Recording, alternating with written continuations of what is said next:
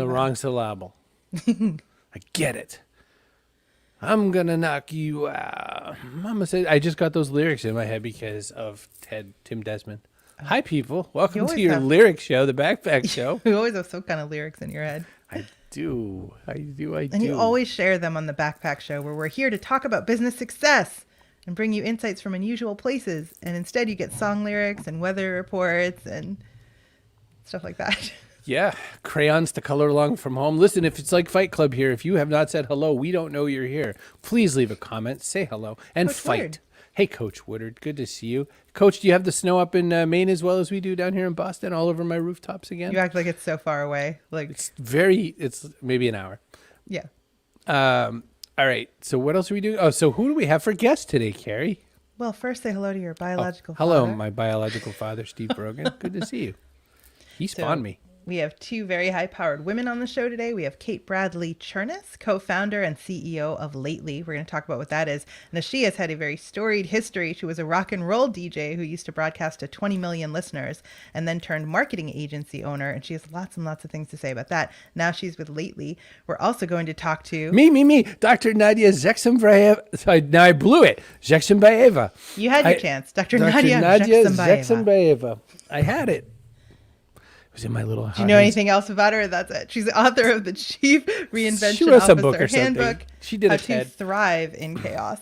It's a kick-ass looking book. I love the fact that it's very workbooky shaped because that means you're supposed to do something. Yeah, the insights like that too, actually. Right. So we'll talk about that. You got to do something with that book. But all about embracing change and reinventing yourself to succeed. And getting down with DJs. Hi, everyone. Tim Kitzrow from NBA Jam and NFL Blitz, welcoming you to The Backpack Show. Your hosts, Chris Brogan, Carrie Gargone, Boom Shakalaka. Backpack Show. My hair's all staticky. Well, make sure you bring some balloons in on this. Breaking news. It's my mom, Diane Brogan. Just a dusting. We have snow in Nashville, and people are like, they don't even know what to do with themselves. Naz says his friend Kate's on the show. I guess you know Naz Beltran, or he pretends he knows you. I don't know. Could be somebody. Yeah. So, I mean, we have so much to cover. We have so much to do. We've got to learn about chaos. We have to really get in and thrive. So I think Dr. Nadia goes first. But, well, you can just read the book if you want. I mean, yeah, I'll start at the beginning. When I come to the end, I'll stop. That sounds like a good plan. It'll be the best show we've ever done. So we'll grab her, but I have to do a couple ads first because I almost didn't remember. Just a couple. Just the tip of the ads. Hey, good news. If you want to check out this website after the fact, go to thebackpackshow.online. We're sponsored by .online. You can get your own .online domain at get.online. Carrie has figured out that she can't get Carrie.online though. So that's taken. Also, your mom is .online is taken. So don't even try that one. Your mom is online. I tried it already. You can use the code Chris for 90% off. That makes your domain, for the very first year anyway, it makes your domain $1. So all you futuristic domainers, go and make yourself a domain. Yeah. The audio podcast, which was just featured in someone's top 5 new and notables for 2021. I don't know why. Because it's great. It's a great show, but it only just launched. I mean, it is very new. The paint's still on the edges. Go to castos.com. That's who's hosting it. And boy, they make it easy to host. We'll talk about the other guys later. StreamYard. Okay. Elizabeth in Austin. Hey, hola, Elizabeth. Warm. That's some scary stuff. The old Texas twist down there. Yeah, it's scary. Austin, but it's cold, says Naz. And Leslie says hi. Let's grab Nadia. Well, Dr. Nadia. You. Jackson. Eva. Doctor, how are you?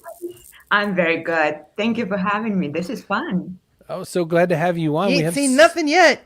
This will all go wrong in a minute. It'll be great. So you are making the best thing in the world, which is the Chief Reinvention Officer Handbook. We need these people. A lot of things just happened over this last year. So how is Gary Stockton, all the way in Huntington Beach, California, how is he going to know what to do? How is he going to turn his business around without this book? Talk a little bit about what this book does for people. Well, it was a complete accident. This is a COVID-19 product. I run 2 things. I run a reinvention agency working with companies, and I have a reinvention academy. And since everyone was stuck at home, the whole community said, how about we use this time and put all of these tools together in a book? So it's very fun, the visual language, 9 tools, all for you to actually play around with the idea that uncertainty is here to stay. So how about we turn it into opportunity? There's a lot of uncertainty, but that always leads people to double down on what they were already doing for some reason. For some reason, they're like, I run an ice cream shop, and now that nobody can come to my shop, I'm going to run more of an ice cream shop. You know what I mean? Like, it doesn't even make sense. What's the first way you get people to start to embrace the idea that they have to reinvent? Oh, first of all, I don't fight resistance. Resistance is natural, it's biological. So when you say, I'm not going to go out of this business, I'm not going to change the product, this is a kind of 20,000 years ago, you walking through the woods, hearing a crack in the woods and saying, oh my God, there's a wolf or there is a bear out to get me. Your body tenses up. It prepares to fight the bear or run away from the bear. So your reaction to change is normal and healthy. If this is your first reaction, congratulations, it means you're healthy. Don't beat yourself up. Don't beat your people up. Use that energy to actually attack the challenge rather than attack the idea that is on the table. So Chris is a caveman, but that's natural, you're saying. Like when he's like, I'm not going to change to StreamYard. You're not the boss of me. That's normal. That's completely normal. That's one of the most revealing and kind of relaxing thing we do in business is stop fighting resistance, use resistance. If your people didn't resist change, if you didn't resist change, I would be seriously concerned. That means your company has no immune system. If they're resisting, it means they are protecting themselves. This is normal, healthy response. Good news. That response for an average human being lasts only 90 seconds. So you let it go. I have a daughter who's 17. She comes from school very upset. She's telling her story of how something is horrible there. And I start proposing ideas and she said, Mom, give me my 90 seconds. So just give your people your 90 seconds and they will move on. See, 90 seconds, that's all it takes. Yeah. Although Chris outperforms, I think, as is often the case with him. So hold on to it for a little longer. Might need more than 90 seconds. I don't know. I might do it wrong. When things are going along, when you're in this process, to me, there's and I have not read your book, so you're going to tell me no, it's right in there. There's a valley, right? So there's this like, we're so into this. Okay, fine. We're going to reinvent. We're going to change. Now we're new. Ha ha. F all that because we just had a problem. Let's all run away again. What happens in the valley of the shadow of death, and what do you do to keep people on the track? Well, a few things happen. Number one is you have to focus on quick wins. So whenever we start a big transformation process, we map it out so that when the valley happens, we know we'll have first low-hanging fruit of first quick wins. That's number one. Number two is it's a muscle. Reinvention is like a muscle. If you use it on a regular basis, it will become very easy to breathe through the moment of dip. If you don't do it on a regular basis, it's like taking a shower. If you don't take a shower on a regular basis, you begin to stink. So same with reinvention. If you don't reinvent on a regular basis, you begin to stink. So the most important thing is to do something in the process, but also a lot of things are preventative. It's just developing a reinvention mindset in yourself and your people will smooth a lot of these issues over. You talked about it like building up your immune system, like your company has an immune system. But is it possible to have too much resistance to change? Like when do you realize that it's a problem?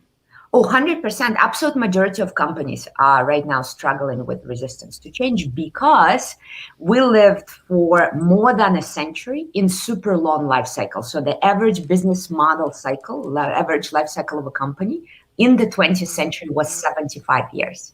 That meant I could graduate from school, go to Ohio State down the road, graduate from that, come to your company, work in that company my whole life, and not see one change happening. Nothing new would happen. So a lot of our career advice, skills, tools, business frameworks all come from these long cycles.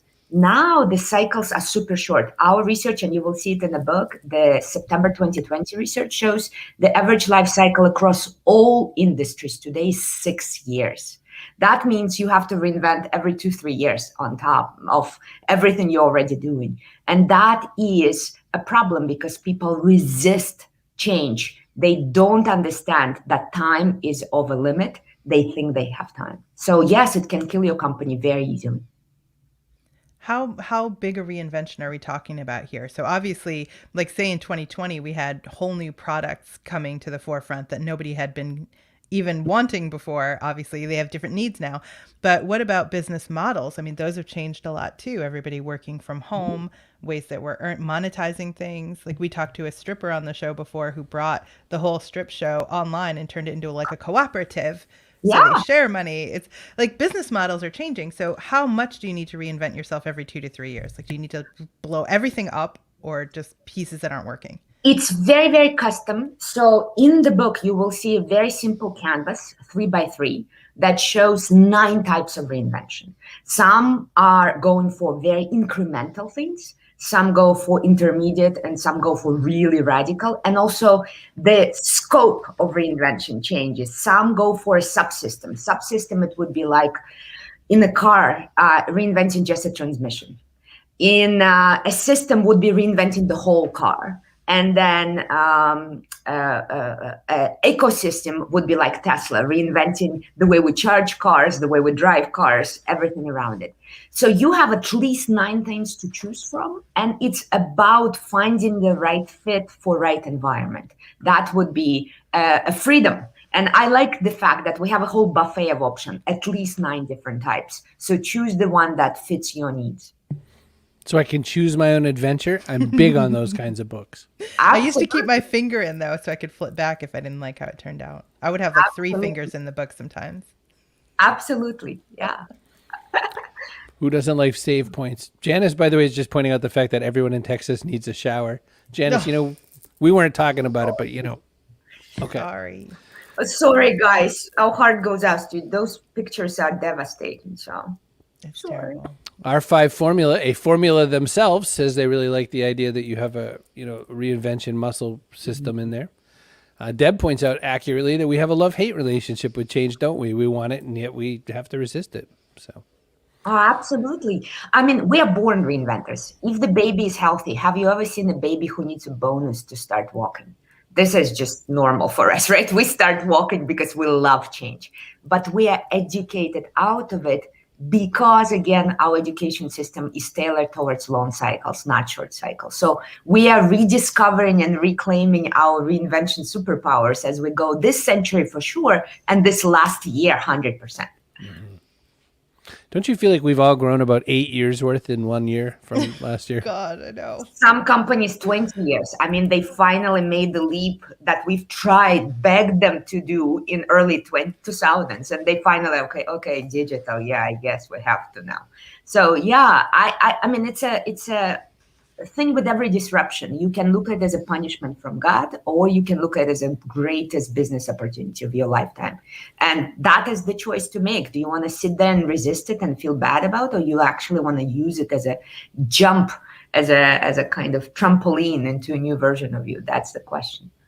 Do these cycles happen sort of naturally? Like, will it be apparent when the business needs to go back to reinventing again? Or do you have to actually put on the books like, okay, revisit, our strategy, it might be time to blow some things up? That is such a sophisticated question. I love it. So no, you do need to be proactive in mapping out your cycles. And the cycles in your industry are very different than cycles in others. For example, I was a head of transformation for publicly traded mining company, almost 100,000 employees. Our cycle in mining has nothing to do with the cycle in entertainment business or in high tech or in fast moving consumer goods. The cycles closer to the customer are usually much shorter. The cycles further away from the customer, mining is as far away from the customer as you can imagine. Nobody buys iron ore in bulk. So these cycles are usually a little bit longer. But even in the most protected industries, think even monopolies, we have not seen a cycle longer than 10 years right now. And that means you need to know your cycle. You need to be proactive, scheduling in the books the time to reinvent, the resources to reinvent, the commitment, the time to test new ideas, all of those things. So a cool question, really deep. Chloe had a good question too, I saw. Chloe had asked the question, how do you know whether or not you're stuck and you need to overcome an obstacle, or you've reached a point where it's time to reinvent? Love that question. I have a tool for you. If you go to the link that was just provided, Kate was sharing that link and others were sharing that link. If you go to the link, you can download a free test.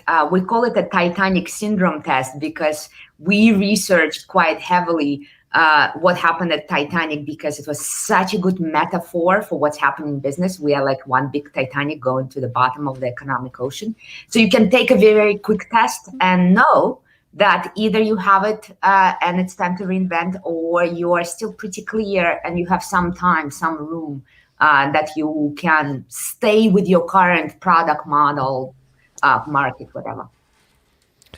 Well, now you know you can just go take the test and you'll be all handled. Doctor, we're going to have you back for just a couple of panel questions at the end. So if you could stick around, please do. Thank you so much for swinging by. It's so important. I'm going to put you backstage just for a minute. Boop. And I'm going to get ready to go to the surface. There's so much here. We have so much to ask, but I don't know. I got to go to Cancun. Think Hang on about a minute. the resources. You're going to Cancun. I got to go to Cancun. I'll be right back. No, you're not allowed. I hear it's all the rage. No. You know, you write a book like that, if you don't have an amazing website like Dr. Nadia already has, you can go to PubSite, pub-site.com. You can throw up a website so fast, a couple hours later, you'll be done. And if you're not all that good at making websites, they'll do it for you, $499 US, which costs a little bit more than a Canadian dollar. Expensive, by the way. 81 cents to a Canadian dollar. All right, so that's that. We're also sponsored by Johnsonville. Last Johnsonville Appreciation Day coming up. Send an email to Carrie@chrisbrogan.com, and she will send you sausage out of her sausage the window is locker. closing. The window's closing fast. For the sausage fairy to come. All right, and this show's made on StreamYard, cbrogan.me/StreamYard. They're good people. Get your own chief reinvention officer. Hey, so people are in the comments. Gary says, pack a really big bag, Chris. And he also says, my great-grandfather built furniture for the Titanic. Doesn't that kind of suck? It's like, wow. Probably this great, amazing work that he had done. Guys, I've got to sense some big stuff's happening. Anyway, hey, Paul Bond's here. I love Paul Bond. So there's so much more, Todd. You've got to get this book. Check it out. Seriously. It's a thick working book. It's a it looks thick, but it's not at all intimidating. It's broken up into these very little helpful bits. And like visually, it's very easy to take in. But the important thing is the mindset, like overcoming that resistance to change so that you can reinvent your business as necessary. Well, if we were the kind of show that had music to walk on guests, we would grab Kate Bradley. Oh, there we go. We'd have Kate Bradley Chernus on, and I'd have to play like the damn wells to get her on here. But instead, we're just going to say hi. Hi, Kate. Hi. Did I tell you that, or did you intuit that? Come on. Does somebody research some things every now and again? No. That's impressive. You're many years as a DJ and your husband's band notwithstanding, you run a company called Lately.ai. So we're going to allude to your past, but talk a little bit for a minute about what Lately does and what are we doing here? Yeah, thank you. And by the way, I just wanted to say, when we have sausages, we've nominated Al Stewart to be like our sausage theme music, and we sing Time Sausages or The Year of the Brat. Nerd alert. There's sausage strips now. You need to write some new material. Just saying. And when I'm done with Lately, that's what I'll do, right? Okay. Good plan. Become a sausage stripper. That's awkward. Work out a little more. You would be more qualified to be a sausage stripper. So Lately is the only social media management platform that uses AI to create content for you, right? So imagine of all the social media tools that are out there, they're really focused in two buckets. One is management, content management, and another is analytics. And some do both of those things. But what everybody forgets is like the beginning part, right? So no amount of bad creative can be turned into good content. That's the Gary Vee saying, right? And it's true. So Lately really starts with the DNA of what you're publishing, the words, right? So the way it works is we automatically assess every piece of content you've ever published for about a year back on your social channels. And we build a writing model based on what we can see your audience likes, comments, and reshares. And then anything you feed the AI brain it'll apply that same writing model and look for the best keywords and word structures based on, what it already knows. So instead of having to guess what your customers or your target audience would like to read, watch, or hear, you can use AI that knows. And make this more of the same. Yeah, I mean, Or similar. Is it like riffing? So it's not exactly the same. It's like taking. Yeah, it'll give you. So, for example, if you took this webinar, you pushed it into Lately, we would first automatically transcribe the whole thing and then break out the best quotes of anything that you or Nadia or Chris or I have said today, and then match those quotes up to the video clips of us saying it, and then give you the opportunity. So you might get 100 literally in just a couple minutes, and you get the opportunity to go in and customize any of the things you want as well. So, for example, Gary Vaynerchuk, you know him. That guy. No. So Gary, isn't he Belarus or something? He's Never from Russia heard of somewhere, him. right? I don't know if it's Belarus, which is fun to say, by the way. And I love that he does speak the truth. I love that he shortened it to Gary V, because it's typically Americans who can't say people's last names. Shame on us, But Like Sheksambaeva? well, we don't So even close. try. You tried. It's important. But yeah, it does use Watson, Nazim. That's right. So Gary launched an entire Twitter channel last year that is fueled only by Lately and nothing else, and it gets him a 12,000% increase in engagement. Right, which is because the AI is smart AF. I get it. But so a robot talks on this Twitter channel and he gets more engagement. What does the word engagement mean to you when people are like, "Hey, robot, that was cool"? Well, it's not just a robot, and that's a really good point, Chris. So we believe that robots and humans must coexist. And so Lately is very specifically designed for the human, to come in. Like, we'll start you at third base. Okay. That's my job. That's saying something, gets you far along that path there. But you have to come in and touch every single post that the AI recommends. And the reason is it wants to learn your voice, but also the mistakes and the beauty and all the humanness of humans. That's what gets the home run, right? You know that. I mean, we started out this show with, I shared something personal with you guys, and you all gave me a hug virtually, and I felt it, right? Mm-hmm. And a robot can't do that. Robot hugs suck. That's a t-shirt I have. Skynet. Steve Garfield, you are going crazy back there. Rob Hatch says I can feel Chris getting twitchy right now. Yeah, I hate robots. I know. I hate Calendly. I do too. Calendly is saying, perfect. Let me let you talk to my peasant software, and my peasant software will now deal with your shit. You're and just it's grumpy. I am grumpy. So Dr. Nadia would have to tell you to get over that resistance. It's good to have it, but then get over it. It's true. I mean, but why, Kate? Why do we have to do this? And I would say I'm playing devil's advocate, but I'm not. Why? Why do we need robot overlords to look at our stuff? So you don't need them. I mean, so I did this manually by hand for Walmart for 3 years and got them 130% ROI year over year for 3 years. Because you're awesome. Because I'm awesome. Thank you. But it's not 12,000% increase. It's not the same. And it's, if you have an army, you don't need it. But most of us don't have an army, and we have to be everywhere all the time, and we have to be great even. We have to cut through the noise. So, I mean, you've seen, for example, if you were to publish something about this show and you were to say, Kate Bradley Turnus from Lately is our guest, who cares who I am? Nobody cares who I am, right? That doesn't matter. But what might be interesting is, here's how you can get 12,000% increase in engagement by pushing a button. That's an interesting lead in to your content. And so that's the idea, is can we find not only more ways, but more, better, and different access points. Humans all respond to different things. Everyone's not the same. And so the old way of advertising to people with one message all the time, not only is it antiquated because social media platforms won't let you anymore, but because people are different flavors, so why wouldn't you try to meet them all where they want to be met? Lately helps you get more better. I like it. So one thing I could see it most definitely is a smart system for brainstorming and all that. There's never an end of moments where a system can say to you, like you said about the 12,000 versus let's talk to Kate. You're right. If someone doesn't know your name, and you have great name recognition in a space, but if someone doesn't know who you are, 12,000 sure makes people pay attention. They're like, that's baloney. I want to come fight her. I mean, like anything. I mean, remember, conflict is a great buy, right? People come to shows for conflict. Yeah. One of the other things I can tell you that we've fed into the AI, and this would be interesting to, the music nerds around here, but as you mentioned, I used to be a rock and roll DJ, and yes. My last gig was broadcasting to 20 million listeners a day for XM. And I worked in a very specific format called adult album alternative, where you play album rock across multiple genres. So new music and old old weird deep cuts, for example, right?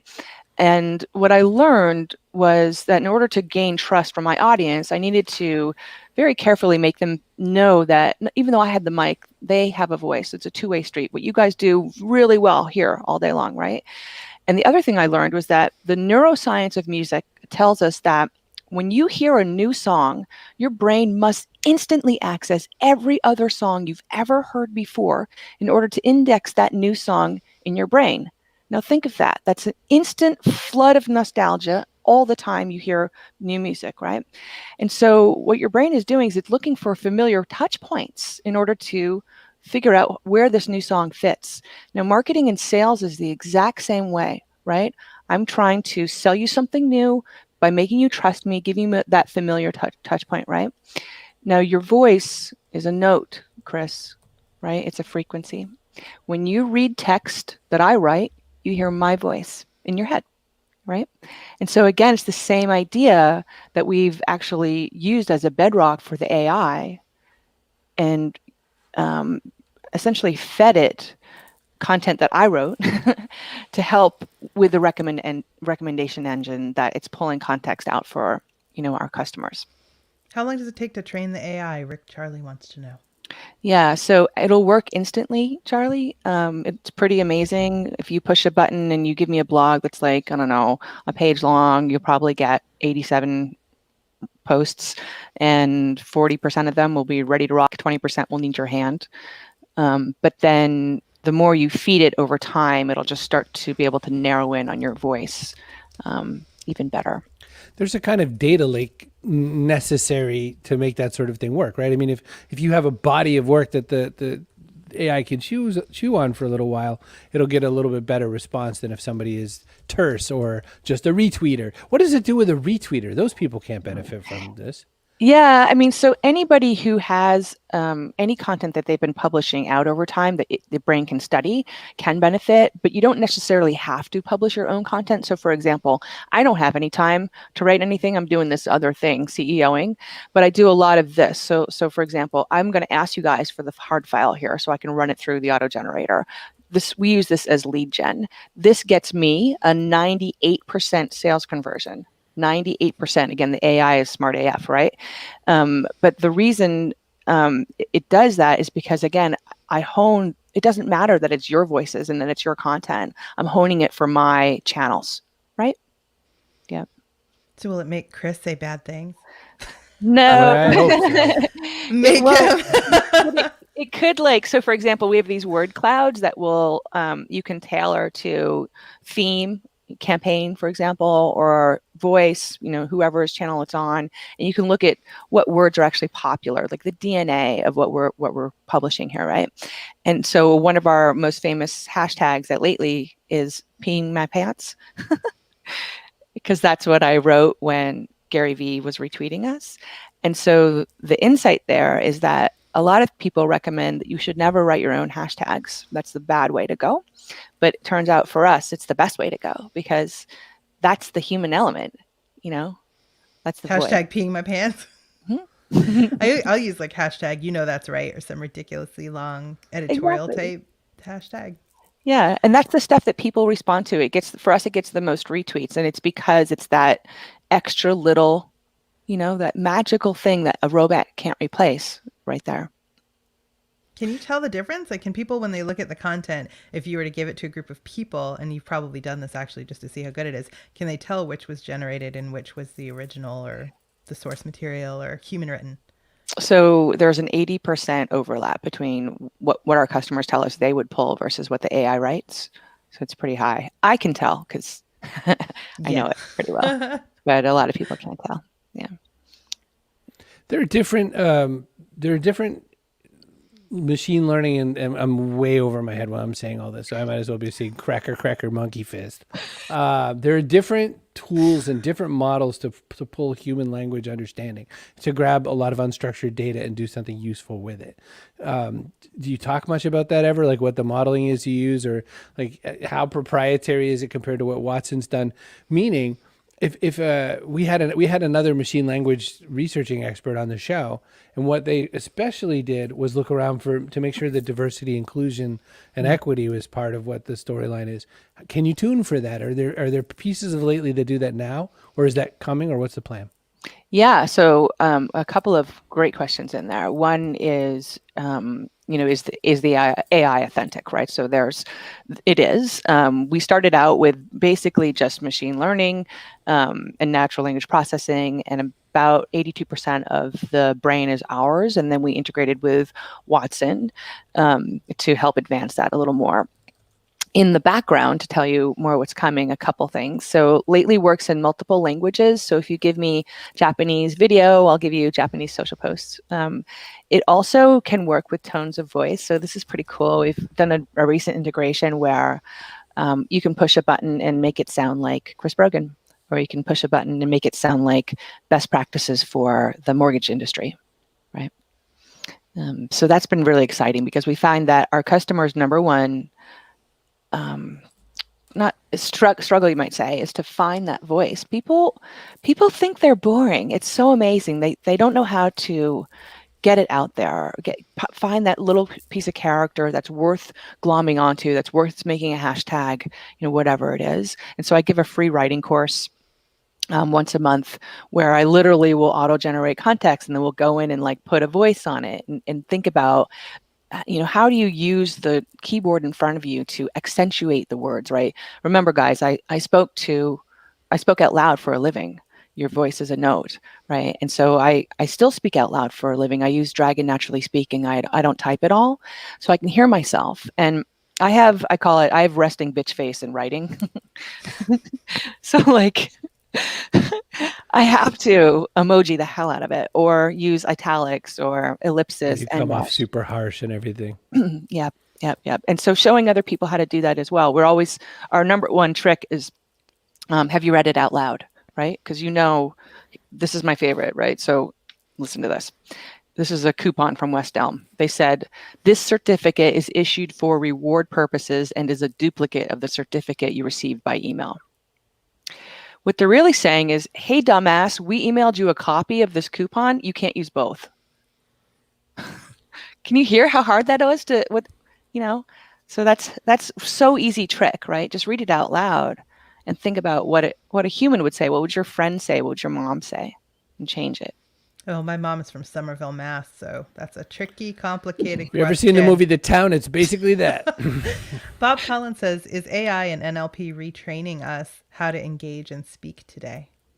Yes. So we have customers who reverse engineer Lately. So they'll start with those word clouds before they interview a guest or before they write a blog. So Phil Treadwell actually wrote a blog, ran it through Lately. The social posts that came out were crap. And he's like, well, my blog must be crap. So he rewrote the blog and redid the whole thing, so if we've learned anything, though, from experiments with artificial intelligence, is that it brings in any biases inherent in the original source material. So have you been kind of surprised to see that maybe there are some biases inherent in people's content? Have they been maybe forced to rethink their way of looking at the world based on what the AI shows is their point of view? Yeah, I mean, so if your audience likes, racist content, for example, the AI is going to look for the words in that content and pull it out for you, right? I mean, it is. So we haven't seen that with our customers just yet. But again, it's the human's job to go in, and it's very, very important, and help curate the AI. And there's multiple opportunities that we give our customers to do that. And we really do insist. In fact, we'll tell you that the product isn't for you if you're not willing to do that work, right? And be the police, because only humans can really be the right police. You can't just let it go out the door. It's not a fish throwing kind of product. That makes perfect sense to me. Yeah. I was also thinking I do like racist content, but only when it's against Guam. So I'm gonna really have to work to get that. Man, your AI is going to spit out some really weird, nonsensical shit. I was literally, I was hovering my mouse over request a demo because It'll be a mix of like song lyrics and some really sensitive stuff, and then just like completely out there. Yeah, well, and I can't even go anywhere with Kate's album thing because then I'm like, I'm trying to think of like 7 tracks into Pinkerton or something, just to go there with that reference, but I'm not doing it. I'm just Dr. Nadia's like, when will this stop? I mean, I think the idea of reinvention, by the way, to tie it back to Nadia, is right in there. Like, so for me, for example, this line that I've lived seemed like a zigzag until not that long ago. But like, I was a fiction writing major and a line cook and a rock and roll DJ. Those are all naturally, right? And now venture capital. These are all things for pirates and hard things for women, by the way. Right. So apparently I love getting You don't get to do that. You're pirates. White male. I've written 11 different blog posts about pirates. You shut up over there. Pirates are not just female. Okay. This is true. The best ones are, I think. That's true. You made me have to go and do it. Hang on, look. The beauty of pirate ships. Chris Brogan from 2008. Oh, there you go. Oh, good. Yep. I look forward to seeing Pirate it spit Moves, back as word promoting salad without by being lately. that guy. 2009. Oh, that's so cool. Pirates. Pirate Moves from Extension to Action. March 2009, where I wrote a few posts about pirate moves. That's so amazing. yeah, that's what I was fisting, not women.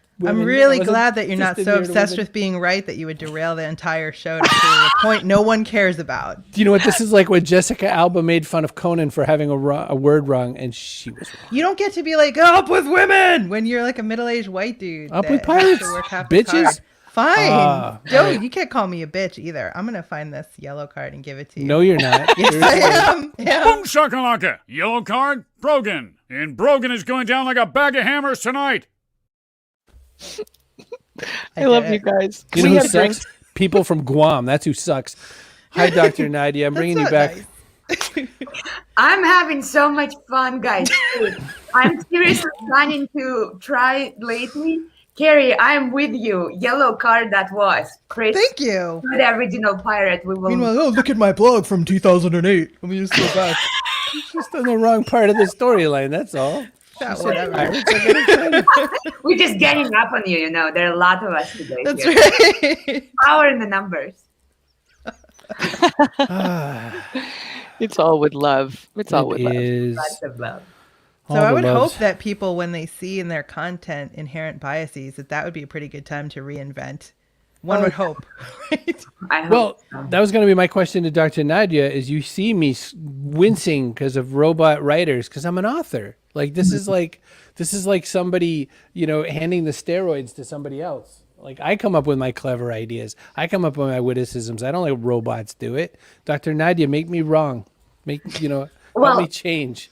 I'm a scientist, right? So I go back to what works for billions of years. And one of those things that works is biomimicry. You can mimic nature. You can learn from nature. One of the main principles of survival in nature is reshuffling information. When you mix information in a new way, you become more creative and you survive better. So for me, why I would like to use lately is I would like lately to reshuffle for me. And then I fuse that again to find new creative voice. So it's not either or for me. I think we can beautifully combine the life of a human with the life of a robot, giving to the robot things that maybe it's better for and keeping the things that we're better off. Love, creativity, fun, joy, many other things that the robot cannot take away from us. You're hired, by the way. Kate, I was thinking this. I was thinking, who you could use as your sort of like, front lines there. I know. You know what I think about though too is it's the Pillsbury story, right? So Pillsbury had cake mix in a box, and they used to include an egg or powder. It was like a powdered egg, right? So you didn't have to do anything. You literally Right. just mixed it and put it in. But they found it wasn't selling because people were freaked out because there was no human element. And so they took the egg out. So you have to put an egg in and then voila. It's so Right? dumb. Yeah, the women were like, "What? I didn't even do anything. It's not really work. I didn't earn this cake praise. Isn't Give me it a amazing? friggin' break. Yeah. I had to crack the egg." The feel good about psychological myself. thing. Yeah. Yeah, and how did they discover that? Like, how was it? I wonder why it wasn't the flour or the sugar. Like, why was it the egg? Chris, you know a lot about women and how they think. Can you? Why wouldn't they? Well, listen, when I make those cakes and I add the eggs, the thing I feel is that I feel like I'm adding my ability to bring this the rest of the way home. It's what they call the last mile in technology. In technology, there's all this infrastructure, but it doesn't work if the last mile isn't right. Right. So there's a lot of companies who deliver a lot of good service, but mess up the end point, the actual human contact. So that's See, what but I I'm think. more like, what is the fastest route to cake being finished? I'm very goal oriented. So I don't speak for all women, but like if I'm baking a cake, it's because I want some cake. Like You know, as fast as possible. My nieces and my nephew call me Auntie Cake. Oh, love it. Yes. Todd says the pirates need some reinvention. There's actually a great book by Sam Conniff called Be More Pirate about how like today's modern day kind of business pirates, if you want to call it that, people who think outside the established rules are the ones who are winning. He's talking about, check it out. He's talking about like golden age pirates or whatever, not like, just people who kill and maim and stuff. The people who are great marketers who made you think they would kill and maim, but really just didn't. I just want to say hello to Legislation Generation over on the Twitch. Welcome to Twitch. Alan Jackson tells me it's a trap. Don't do it. Crap. He did though. He totally did. I'll I was like, dig well, it. yes, I will come right in and talk about that. I love mansplaining. Perhaps Bring I me could on. be of some assistance. Fastest way to cake. All right. Got it. We have two last parts of the show, and then I can leave and cry all by myself. So here we go. We're going to do the person of the day. Oh, and here's our person of the day. Kaboom! I hadn't really thought about it. I just said that and, realized I don't really know who I want to. Let me just look here. Coach you Woodard know- wants to know if you have any regrets about running the show, hiring a showrunner. Coach Woodard could be the 6-time winner if he starts asking that kind of question around here. All right. We'll have to get him a jacket. I think Bob Collins, he's had a few wins, but his question about AI and NLP is, I think it's an important question. I mean, think about how much more clearly we talk when we have to tell ALEXA what we need her to do and all that sort of a thing. More pirates. Bro-splaining. Role-playing, I like it. You're not going to live this down, Chris. Oh, I love you, Chris. I feel bad. Thank you. Well, listen, here's the last question of the show. I'm okay. And we lost Chris. The question is, what goes in your backpack? And the question is basically, it could be something physical like cake, or it could be something metaphorical like women's rights. So here's the question. What goes in your backpack? And I will start with Dr. Nadia. It's very simple. Number one, lipstick. It's funny, right? But research shows that number one thing that people ask in concentration camps and refugee camps, women, is lipstick, just to feel normal. Wow. Number one, lipstick. Number two, I do need a good book. Not necessarily my own book. They're usually pretty boring, but a good book. And I need a couple of pictures of people who are dear to me. I think this century, especially the last few years, it's more about the who than the what or the how or the why. So if you have the right who, you have people with whom you walk, or have at least their picture to remind them that you're walking with them, that's enough. So I think I would stick with that. A lipstick, a book, and some good people around me. Trademarking bro-splaining over here. Deb said we should have given it to Janice, but I don't want to give her an apple. Her fridge is out of power, so I don't want to give her anything. You don't need to refrigerate apples, you freak. Your apples aren't in the fridge? Carrie is really happy here today, Chris. They're in Apples my are so in belly. the fridge. Yeah. Kate Bradley Chernus, what goes in your backpack? Okay, so we're on the same page. Eye cream is my thing. So I'm a big believer in eye cream, and startup life, I don't get a lot of sleep. So that's been my savior. And then I was just going to put Lauren right in my backpack. She's my head of growth and everything, and I can't live without her. And she actually is having a baby today or tomorrow, and I'm going to have to live without her for a couple months, and I'm totally freaked out by it. Wow, you're only the second person to go the human trafficking route on the Backpack Show. Well, the baby will have to come with it, so it's Maybe like Russian dolls, like nesting. Oh yeah, and we're going to put him to work as an intern like immediately.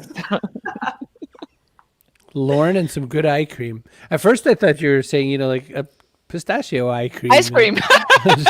Well, she has a weird ass accent, but I guess some people do. Oh my gosh. You're so right about lipstick, though. I think I had a friend whose mom was very sick in the hospital after having a baby, and the nurses were like, "Oh, that poor dear's not going to make it." And she heard them saying that, so she put her lipstick on, and they saw her doing it, and they were like, "Oh, well, she can't be that bad off, I guess. If she cares about it." And they started treating her differently, and she made it. That's amazing. Yeah, they started treating her like she was going to live. It was just lipstick. It's powerful. Yeah, absolutely. I mean, Chris, you should try it. Yeah. No, it's a magic thing. Kazakhstan is a place where most of gulags were held for Soviet Union. So almost every concentration camp is in Kazakhstan because it's a huge land. Oh, wow. And a lot of them are women and children because the enemies of the state, all of their families were arrested as well. So there's tons of stories about just the power of lipstick. If you just feel a sense of normalcy, of some sort of hope or humanity, suddenly you have energy. So Chris, not that you're in a concentration camp, maybe it feels like today, but lipstick. Lipstick it is. I'm going to go find some. Here, lean forward, Chris. Is it cherry chapstick? I was going right to I Kissed a Girl. I used this banana stuff a previous guest recommended. Oh, right. Mango Wasn't Kiss. that The two dough girls came on, and so I ordered a variety pack of this Mango Kiss stuff, and I love the banana one. I immediately lost it, so I had to order another variety pack just for the freaking one I liked. Just letting you know. This struggle is real, Chris. This is what women go through that you will never understand. Let me tell you about a struggle.